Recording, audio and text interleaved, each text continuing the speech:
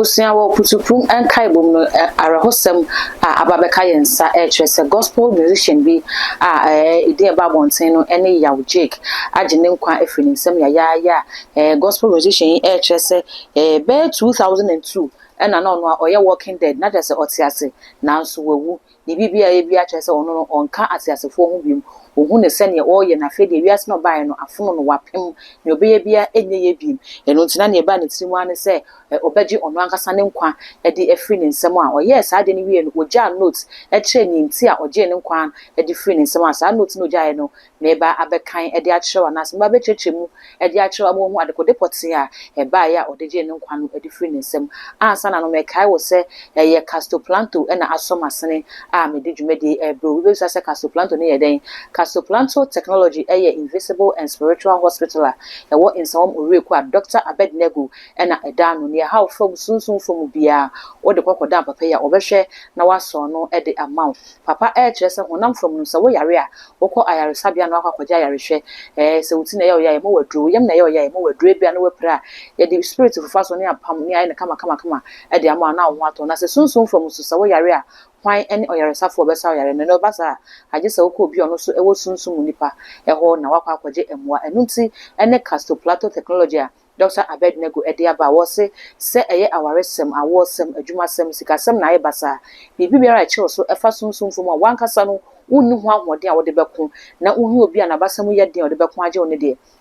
na Dr. Abednego eho na ewose okọ. Hallelujah. Prophet Dr. Abednego has once again demonstrated the power of God following divine guidance. He established the world first spiritual hospital, Rabboni Spiritual Research and Divine Medical Laboratory. Now God has directed him to create the Prophet Dr. Abednego Invisible Teaching Hospital powered by Castoplanto Technology. This unique institution will reveal spiritual realities and help you understand the unseen battles affecting your life. Many are spiritually unwell without realizing it, and many struggle to progress due to invisible spiritual conflicts. Prophet Dr. Abednego Invisible Teaching Hospital is here to uncover and address all spiritual obstacles. Na enchemu bia wo hia bia no ode ama owo ensawom oreku na hopepepe na oputu abusia afeye monra arehosem a mede eba besu ansa na ewiase bi betena se na obeka se we de bia duri de bitwa mani hwe benkum hwe nifa mehwe manim ni machi esoro ene fom emwa bia afi bia aba bia ni ho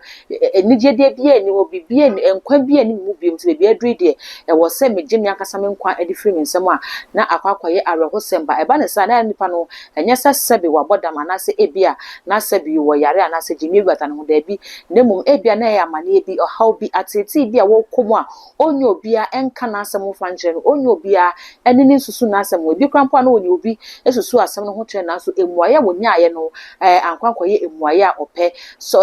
asem na babeto dware hosem ya abai eye abrante bi a oto gospel a obon ne homodi yi pa ewo nyamenyum ho na de basa yentuntum awrade yempagya ne din ewo nyum to kwan so a na yaw Jake obi a na wo no homodin bi kra nchimu no kire se kwasiede ya etwam yi kra fiede ya etwam yi abusunya okokoto enwum ade tontum awrade a nchimu no kire se sa ebra na wo ho na no one ne singers no ahia no ono na lead singer nti no obi anya band mu enda na wo lead singer no kire modern bone ahoden a wo ewo enwum to so a ene ne dwuma eso ani na nchimu no kire se da na wo mo rehearsals no na se enkomo wo ne wo mu edi ni nyina o ene we no be hu se I love you na say I love you sa na wo keka ede train teammate ne sa owieye na o perform kama eto nwoma honhum sane wieye na yekokoda memenda kwesida sori ya yekote say ya Jake Ajola age onu ankasa ne nkwa ede efiri ne nsem enhwemu no echema wo kyerese efi empim mienu no edi ene aduonu mienu 2022 na ya Jake echese onu no owudi fi atasefo atase so na say nipadua na ede nam hokeke na enkwa bia enim yehu ne se wo sere de na so na ni enje e wasase so a enu nti wo se bebia edu ne de onu ankasa ehwe ne ekọ wona brabo mu na osese failure wa faili ene enema bia na wo hwe kwan se wo beye de ama ne ho na wantimi anya na twa ne twa se oje ono akasa ne nkwa edi free ne nsem ebusua letter ojaye edi kokoto na asori ekwan ano an ho no de letter ne koto ye eba ne tim se obeye ne ho bone sa no otena ase edwene ho ewia na se enwum na wo to ne nyina na adwene mu no oto nwum de na so na adwene mu no wa planning ne obeye de nti otena ase ekruche ne nsem no edi gu krata ne so wiye no ene kokoja asem no anase krata no edi koto asori kwan ano na sei na nsem na ewo mu ne tie o say dear reader, thank you for pushing to find, but I choose to return to my maker as soon as possible. Not to say, wow, me, would see me, are making cane. Not as a onim seki aneki, yet is that what Jim and the free in summer. Ye bet pebby says, oh, a dear near no, I dare never be hano, I dare no quite see you, or no bidding como, or the obika, why you be bonnet. Wakwa to kwa bi ana wakwa kofo obi ade nipa ne bone ntrene ana obi di bibi blackmail no nim se sa wanu nyina ye bepa hu ye bepa bisa enu nso se oda se pa se ye hwehwe ne a yekun no ono a ana aye na adwene se afei de bibi a edu no obesan akọ na janchen enten so a onwe hu kra o se I had to do it because I don't deserve to live. Not just say, "Nyewa no, I was say what ye fi say baby edune de say otenase edidi san kwan no mu a enye ye." Na fe oto aso eka eche ni nsem no say, "I failed woefully and nothing can solve any other mistake." Not just say wo kira abrabo mu na wo bo no wa fail ye pa. That is say you this sin and so say opese wo ye no abrabo mu wantimi anu hu enu nti no ohu ne say wadi ne ho hwamo na bia osusu ye senkobeko no wantimi ankwa nkoduru ho eno nti wo kira wo se wadi ne ho hwamo pa de say bibia ni ho asa hwamo de wadi ne ho yi obetimi asesa no amana ye nti twa na etwa se abrante yaw Jake eje ne nkwa edifi ne nsem oto aso chimo say I've been dead since 2022 and I have struggled with my way throughout. But as I gave my last worship in songs unto the Lord, not just say, send them can no, by 2022, and on knock as a who said, woo, and I on an amhokeke, and it say the fear day a tram ye, and a hoko perform ya as a performance, no, Senka award no winning Yakobaka say, I dedicate this award to my maker. As a sa performance no perform, you know, he dedicated the performance to his maker as a or didn't na a shame me and Munyam say, and no, and the last songer. Oto ye edetuntum nyame na se yetoade so ewo ne nsem no mu a o say I gave my last worship songs to the Lord. I knew it was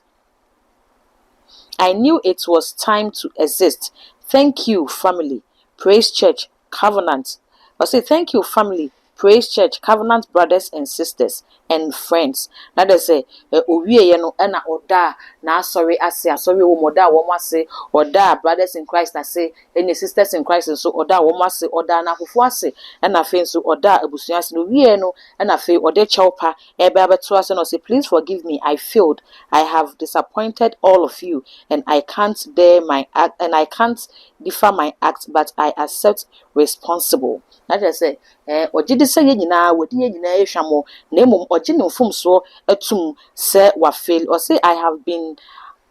on the wrong or say I have undergone 3 surgeries. That I say nchemu no kire se wa ye surgery makomakom yensa ewo ne ntohwe mu sebe mema ntohwe yi ono aye surgery makomakom yensa ewo mu a Jake kire se bebia adru no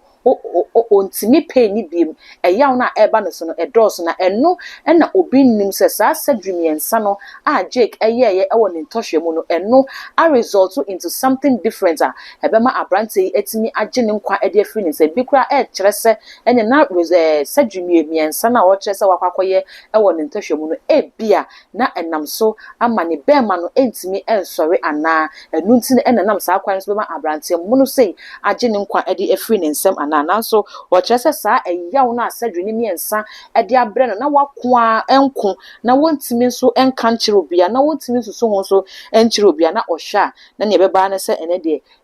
bema beye duwa me ni nyina na ewo se odane ede to a ono akasa ebeje ne nkwa ede afri ne nsem o say I have been on the wrong side of a mental condition.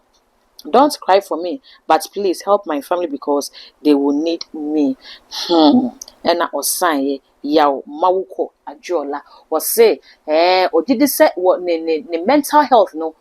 enye ono age tum se be na hene na adwene no ensisi so papa enu nti na hye se twa ne twa se wo se oje ne nkwa de free nsem oje tum se waye bone de nanso ma ye nsu ma no nemum wo ma woje o makire ye busuafo no wonnim se wo behia no nanso be bia wo ko no behia kese e chen busuafo no enu nti wo san gya ye nkra sese esu bisu ye wo obi hu dwendwen ye wo bibi ye mo bi bo a ye fa mbo na busuafo owie ye no e na ohome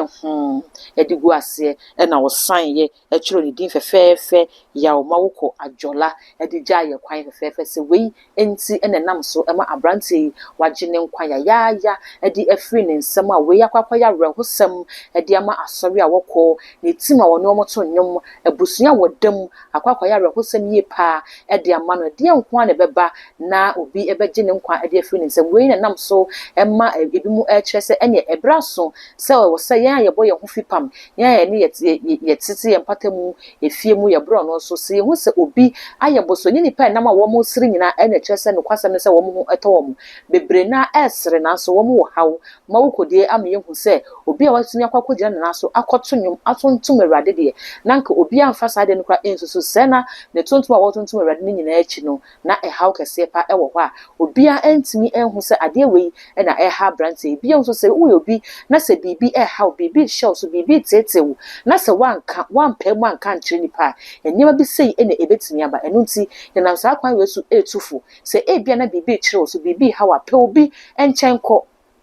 wo asori mu na se oda asori mu ahu counselor bi na ene ne nkasa wo adwuma mu ho pani bi hunya adamfo bi nya obi obenya ne mugidie no waka wasem no e de ache no enam sa kwan so ma e bia ne etetew no se wantimi kra ansolve problem na ma wa obetimi aka bibi ache obetimi acheche owra mu hu se owo we enye no ne ade a eye last results anase ene ne ade a etwato a se bibi to anase wo kwama ne hu a wasa ofa na odi solution e ma wo if se we abia na ne aka wo nim no ene dos na wankasa waje won kwaje free nsem a obota ya wo de ba asase so no wantimi enu abusua we aya rekosem a ye gina we so e de ma abusua ni nyina ya akọ na ya ka che Nyankopon se onfa ne kra ensi ne ya hye omame ni opapa hyeden ne abusuafo ne nwanum nyina waje o mache ne ya hye wo mu nyina den na ma kire o se dia won so comment e wo video yi ase efema me wawie ne sa na pro mi subscribe button so na o de bell no so aka ho sa no upload bi aba oni first person a unsa ebetimi aka adwumadi a mede brɛ wo so ɛyɛ Castoplanto Technology ɛna abusua ɛso masene ɛma mede brɛ wo obutu ensawm oreku obi bi sɛ Castoplanto Technology no ɛyɛ den ɛyɛ spiritual and invisible hospital bi a Prophet Dr. Abednego ena eda no a wo kire se ne eha ofa sunsum nsem no eno ho ena wotena no wodomu asuko wo sunsum fom ahwehwem na watimi aboa ewo ne eha wo nyina ho eno nti se eyadwuma na wo hwehwe ebia na wo akwansum na okrata sem eye wadwen se bibi kurom waya enyeyie eba na wo pe wapra wonya bibebi obi akwa age nutum no nkwan koduru a ne aka acho se me ye sorry kire se wo twe homa na ema na bibi kurom eno nti bopune sunsum ne pa wote sunsum sama Dr. Abednego na one wo eni sunsum komo na wontimi empire osoro fa hodi emfamma obutu ensawom all the social media handles ayetuma jeje hoso eya kai so be like na wa share ama onye be so enya bi ahwe makra